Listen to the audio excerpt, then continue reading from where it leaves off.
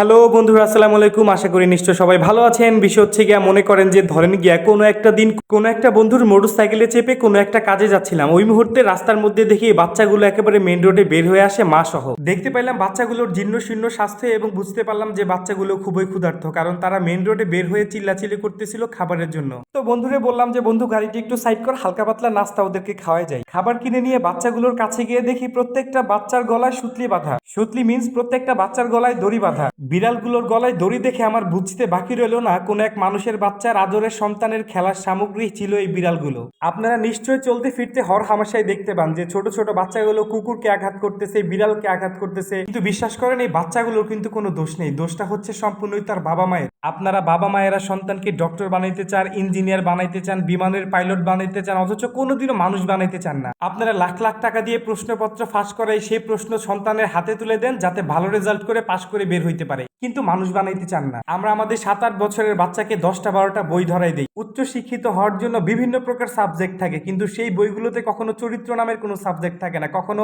সততা নামের কোনো সাবজেক্ট থাকে না, মানবিকতা নামে কোনো সাবজেক্ট থাকে না, ন্যায়পরায়ণতা নামে কোনো সাবজেক্ট থাকে না। যার কারণে আপনাদের সন্তানেরা মোটা মোটা বই পড়ে মুখস্থ করে শিক্ষিত মূর্খ হিসেবে পৃথিবীতে বিচরণ করে।